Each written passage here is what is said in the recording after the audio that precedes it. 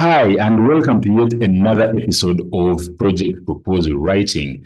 My name is Alan from Professional Writers, where we specialize in writing all kinds of professional documents, including project proposals, grant proposals, and all kinds of NGO-related documents.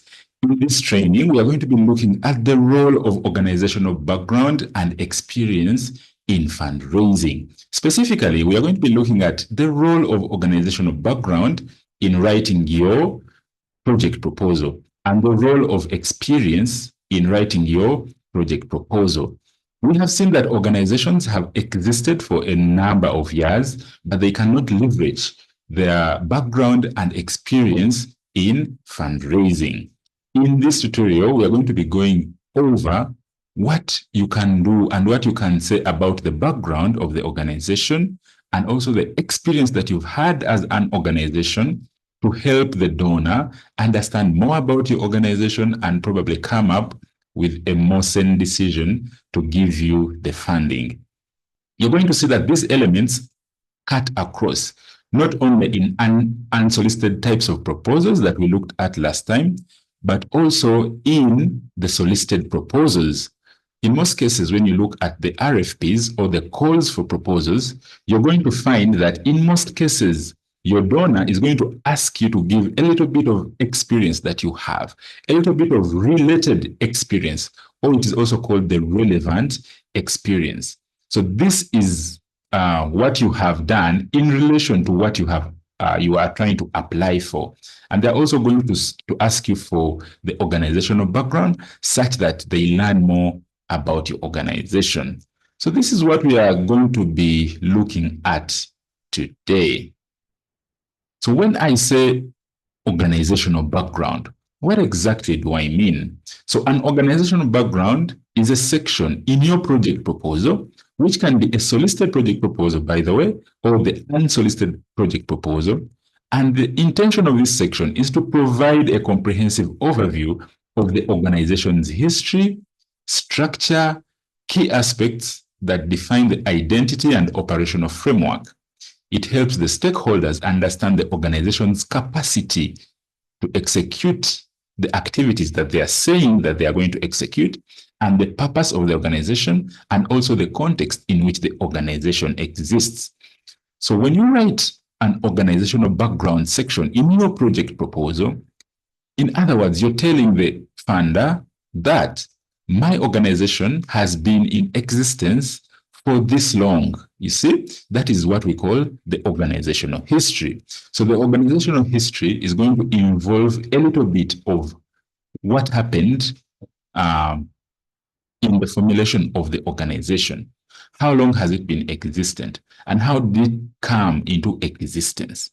So you could talk a little bit about what you saw as a founder before you decided to go ahead and start the organization. It also is important for us to understand the organizational structure. So the organizational structure is how the organization is structured, okay?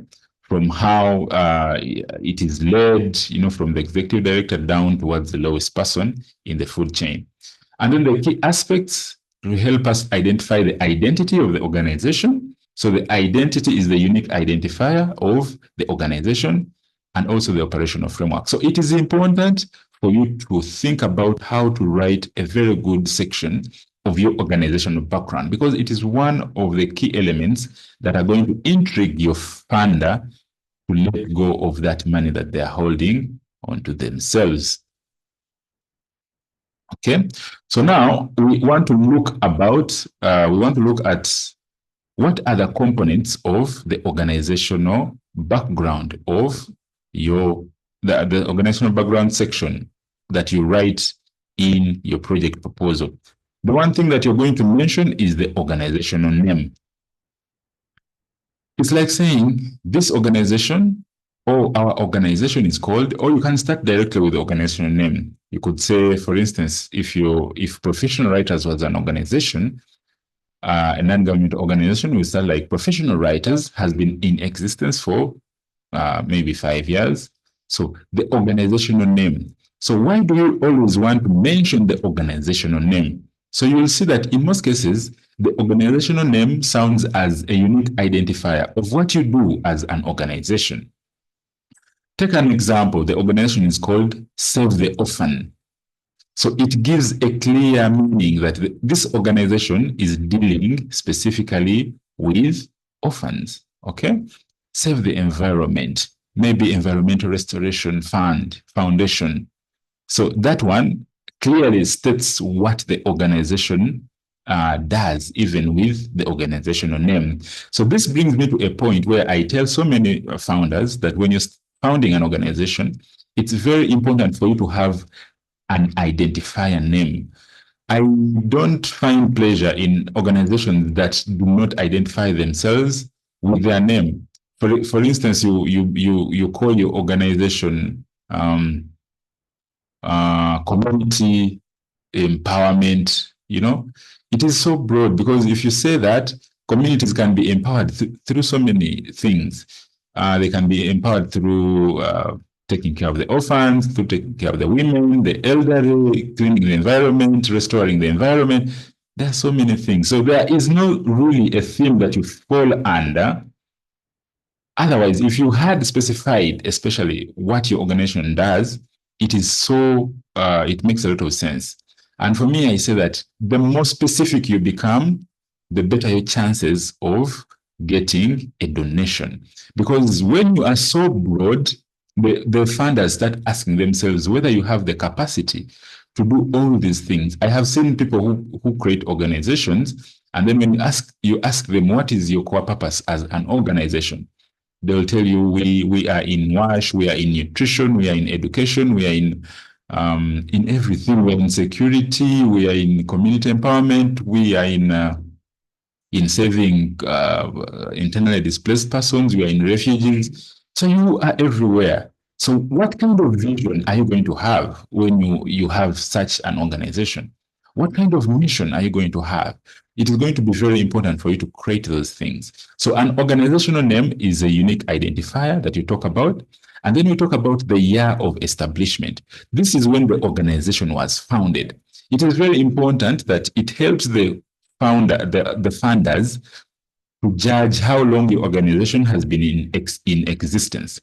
Because people think that the longer the organization has been in existence, the better experience it has in executing some of the activities that they say they execute. So it is so easy for you to fundraise for an organization that has stayed for a very long time. That's why I tell founders that if you have a dream of founding an organization, at least go and register it now. Even if you do not start practicing, when you get into the actual practice, you'll have the advantage of longer existence. Okay, still in the organizational background, we want to talk about the vision and mission of your organization. And what exactly is the vision? So the vision is the forward-looking statement that outlines the organization's aspirations. So this is a long-term goal that your organization wants to achieve. Maybe you want to achieve 100% green area in your community. And you're saying that, for me, I want every home in this community to have a tree if you are dealing in environment. Maybe you want to say that you want 100% of all the children in the community to be in school. So that is a vision. It is a very long-term aspiration that is not going to be achieved tomorrow. So you, as an organizational founder, need to design a vision. And that is why I was saying that if you have an organization that is dealing in so many things, it becomes very difficult for you to even design a vision statement. If your organization is dealing in nutrition, in education, in security, in community empowerment, in dealing with elderly, dealing with orphans, dealing with everything. So now, if we ask you, what is your vision? Are you going to say that I want to help the elderly, the children, the what, it does not make a lot of sense. And when your funders hear that, they start questioning your ability to be able to execute all these things that fall in different thematic areas, which is going to be very difficult for them to make a funding decision. So a vision statement is clearly made if the organization is taking a single more focused path. So if you feel like you want to enter into other things, create another organization that is dealing with that, because people have different aspirations that they have, especially among the donors. So a donor might be very interested in education. And when they are looking for an organization to fund, they're going to be asking around which organization here is dealing with education, specifically education. It's the one I want to fund. If they find you when you're dealing with education, but then your vision is talking about women, empowering women to get out of poverty, it is going to be very difficult for them to convert. And then the other thing is the mission statement. A mission statement is a concise declaration of the organization's core purpose and focus. It is explaining how you are going to achieve the vision. So it is also important in this section of the organizational background for you to include your mission and vision statements. And we want to make sure that the mission and vision statements are in direct synchronization with the mission and vision of the funding organization. So you will see that funding organizations, in most cases, they also have their own visions. So you need to read the vision of the funding organization and ask yourself, are our visions in the same line? Are we taking the same path, my organization and the funding organization? Because when the people who are reviewing your applications go through your vision and it is not in direct line with what the funding organization is in, there is absolutely no chance that you're going to get that fund. You'll have wasted time, you'll have wasted money, and a lot of resources, which is not good. Okay, so still under the components of the organizational experience, we have the core values.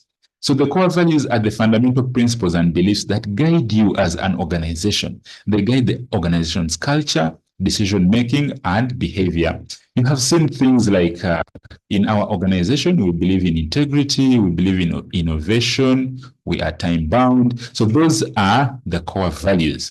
So you need to see a way of including the core values within the organizational background section of your project proposal.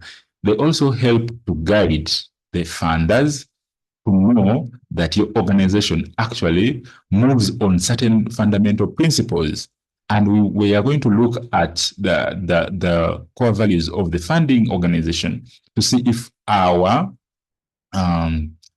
values actually rhyme. So that is why if you have not yet started your organization, you need to, if you've not yet registered anyway, you need to first look at some of these funding, organizations. Look at the thematic area where you want to start your organization. Look at their vision. Look at their mission. Design something that is in line with some of those things, because it is going to be easier for you to synchronize your mission and vision with theirs, and it is going to be easy for you to generate and win funds. So the other thing we want to talk about is the legal status and registration details of the organization. So every organization is a registered entity, and it has to be registered in that area where it operates. So every time in many countries, when you register your organization, you get a registration certificate, in most cases, I think, and you get, it could be a registration number, something that identifies you as an organization in that country and in that community. So this is information about the organization's legal status, such as whether it is an NGO, a non-profit, charity, legal entity. So you need to register it with your respective body. And why is it important that we register organizations? When you register an organization, you're going to open up a bank account in the names of the organization. In most countries, it is very difficult for you to open up an account in the names of an organization that you have not registered. So when you register it, you are able to go and open an account with that, whose account names also read the names of the organization. So if your donor has finally decided to give you money, and then when they ask you for your account details, you give them personal account details, then they're not going to go ahead through with the transaction, because they will now start thinking that you want to scam their money. So it is important that you register, and the registration also helps the donors to be sure that this is an actual organization that they're dealing with. Because when it shows the registration status, they can easily do a background check on you, and they will finally realize that you are actually a registered organization which was registered in a certain year, and you exist. So it's easy for them to make that decision. So when we go ahead, we want to talk about the geographic areas of operation. So we need to understand, where does your organization operate?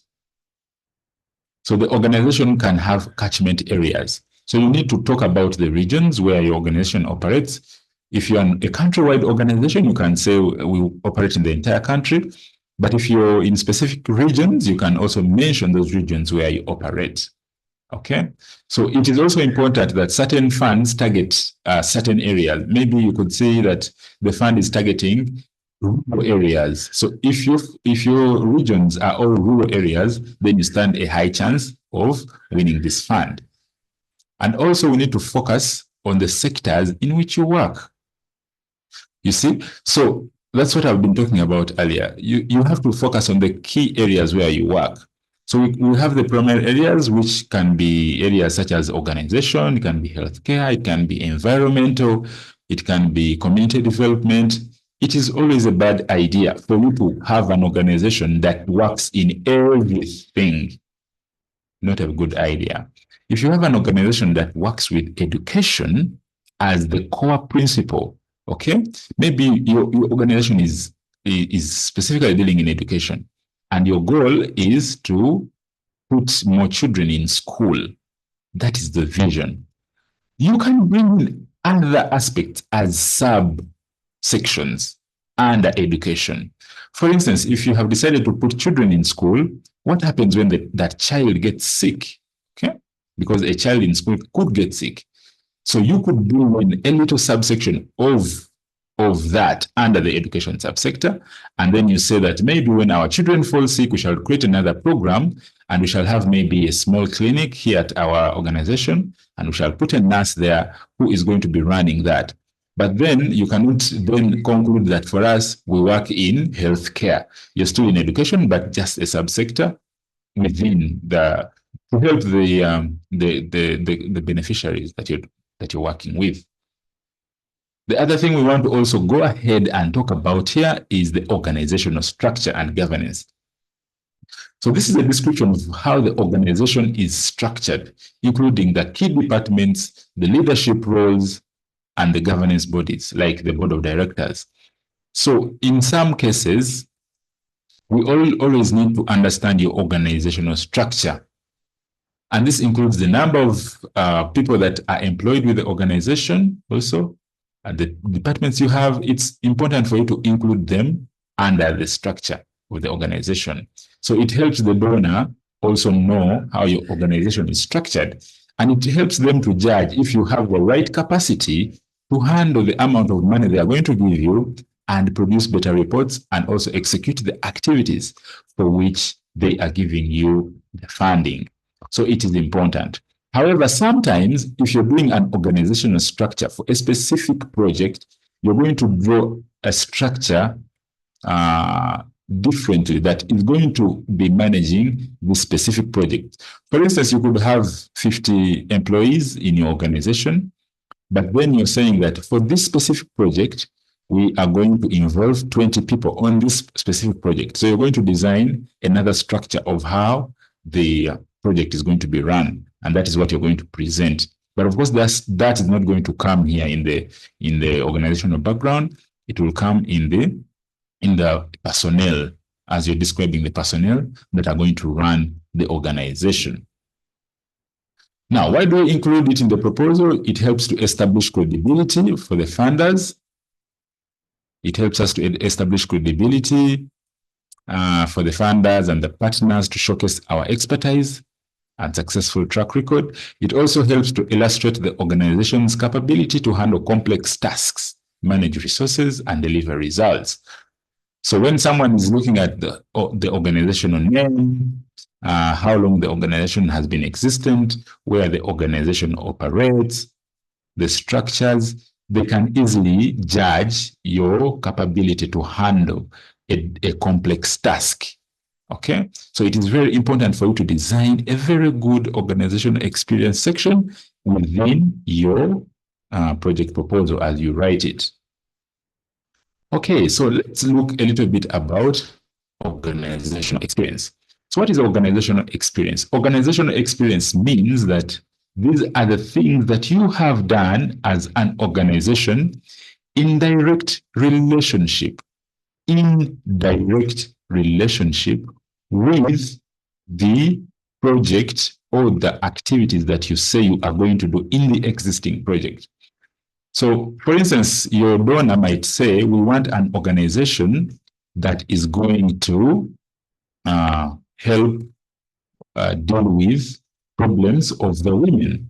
So if you're saying that you want an organization that is going to deal with maybe the economic problems of the women, to empower women economically, okay?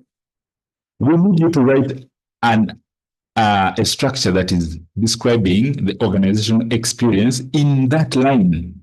Have you ever done anything to help the women? Have you ever done any initiatives to help the women? Okay.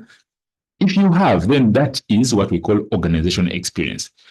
Organizational experience has to be relevant, has to be very, very relevant. If it is not relevant, then it is not good in that project proposal. So we want to be talking about things that happened within that section. I have seen so many people, project writers, who write experience that is irrelevant, that is not in line with what they are applying for. So the fund is intending to help women who have been in poverty, maybe to come up with initiatives of how to bring themselves out of poverty. But for you, the experience that you're talking about is in line with children, is in line with the environment, is completely different. So that one, there is absolutely no way that is going to work as experience. And even I've seen project proposals that are written by new founders, when in the section of organization experience, they are putting in their own experience as people. So you could be a seasoned executive director, you have managed so many organizations, you have a lot of experience, but what we are looking for here is the experience of the organization and not the individual experience, because you as an individual are not going to do the work alone. So it is a collective responsibility. So after we have, as an organization, gone ahead to execute this activity, it is very important that we record what we did, and then we can use it later as experience. That's why I always say that every time you start an organization, you should always invest in a digital camera, and you should always write reports, because I have seen many project proposals which ask for proof of experience. If you're saying that you helped 50 women to get out of poverty, give us some pictures, okay? They will ask you, who was the donor of that project? When did they donate it? Give us the contact of the donor, such that we contact them and ask them and prove that what you're saying that you did is actually what you did. So if you hadn't taken any pictures, then we will not have anything to put there. So it is very important for us to gather experience that is relevant to the different projects that we shall be writing. So it is important for you to include organizational experience, because it is going to help to align with the donor priorities. So if you have done something that is in line with what the donor wants, then they are going to be happy, and then they are going to be happy to deal with you and work with you in the new fund that they are giving. It also helps to build confidence. This is the most important part. So it builds confidence among the stakeholders, including the beneficiaries, the partners, the community members, and also builds, most importantly, the confidence of the donors. Imagine if you are the donor and there are two organizations.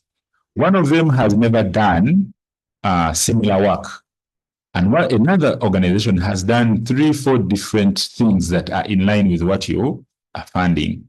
Which one of those are you going to give your money? So you will end up giving this person who has the experience, because you are sure that since they have done it, they can easily do it again. So that's why it is very difficult for you to compete with an older organization, an organization that has been in existence for a very long time, because they have gathered experience and the donors have now started trusting them. And instead of you competing with them, it is very important when you're starting to work with them such that you steal some experience from them. And when you're writing your other project proposal, you are going to include that as an experience point in your own organization. Okay. So the organizational experience is going to provide a summary of the organization's expertise in that specific field. As I mentioned earlier, we want the experience of the organization as a whole and not the people that are in the organization. It also helps to highlight the depth of the organization's work, showcasing understanding and proficiency in addressing the relevant issues that are surrounding the problem that we want to solve with the funding that you're asking for in the project. So you write an About Us section, and that About Us section is also under the organizational experience. Of course, it is in direct relationship with what the fund is talking about. And also the organizational experience offers a concise description of the key projects that the organization has successfully completed. You will see that you can even present this in a table where there is the project, when you completed it, who funded it, and their contact details, such that it is easy for your current donor, if they want to make a follow-up, they can easily follow up with another funding organization to prove that they actually funded your organization. So you will see that the funding organizations, most of them are even friends with each other. The people who work there are friends with each other. So if you present a very good experience that you have worked on, and these people are very impressed, they will want to confirm that. They can easily give a call, or they can easily ask their colleagues that, is it really true that this organization in this country received funding from you in this year? And okay, yes, they did. Did they do the due diligence for which the funding was given? Yes. Did they write reports? Did they do accountability? Did they do this? So if they find out that you passed all those tests, then it is going to be on a silver platter. They are going to easily give you funding, and then you can do your own activities. But if you cannot do that, then I have seen also some people who forge experience. You didn't do anything, but then you're saying that you did it. But if they try to follow up with the organization that you're saying that funded this project, and they cannot find an actual match, then it is going to even derail your credibility, and you're not going to get any more funding. Okay, so we also want to highlight the most significant accomplishments and tangible results that were achieved through the work that you did. So when you went and did a certain project, we also ask ourselves, what did you accomplish in that project? So we accomplished this and that. And in the accomplishments, we talk about the outcomes and outputs. So we remember we were talking about outcomes and outputs in the previous section. So the outcomes are the long-term goals that you got after you did you performed the activities of the project. And then the outputs are these things that you did instantly. So we want to understand what were the outcomes of your experience. When you did this project, what did you get? Okay. So these could include measurable outcomes such as the number of beneficiaries served, improvements in specific indicators, the partnerships that were established, and any awards or the recognitions that were received. So they are all important things in the section of organizational experience. So you have now covered the role of organizational background and organizational experience in writing your project proposal. And I really, really want to congratulate you for taking some time off to sit here with me and go through this section. I know that it is a gradual process for you to learn how to come up with these documents, but with time we shall get there.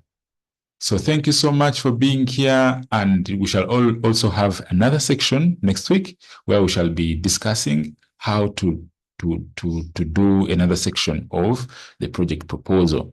I still want to call upon any person who wants to get into our premium class, where we are looking at project proposal writing in depth from start to finish, all types of project proposals, the unsolicited, the solicited, the informal, and all of them. And when we write them, we are going to have a 30 days one-on-one training where we are going to learn about how to do these project proposals the right way. We advise each other. We talk about where to get calls for proposals. We talk about how to get fundraising. And generally, we talk about resource mobilization for non-government organizations. So if you're still interested in this, please send me a direct message on WhatsApp on the number that is in the group, and we can directly put you in the group. And then we are going to start with the premium lessons that we are doing for NGO founders, such that we help you get off the ground and get the funding that you need to execute that good work that you're doing in your country and for your country people. Thank you so much. I didn't want to make this section long, but what I want to say is that if we have any questions, any comments, let us go and put them in our group. It also helps other members that were not able to attend this lesson to also get and pick an insight. Because when we talk about it in the group, we are able to answer it within the group, and even other members who are not able to attend this can also learn from your comments, from your questions, and from the way you are talking about this lecture. And you can also highlight any other points within the project proposal that you want me to make a video about, such that it helps you understand and help you grow the capacity of writing your project proposals in the future. Thank you so much. Let me see you in the group where we shall discuss more about this session and advise each other the more. Thank you, and see you there.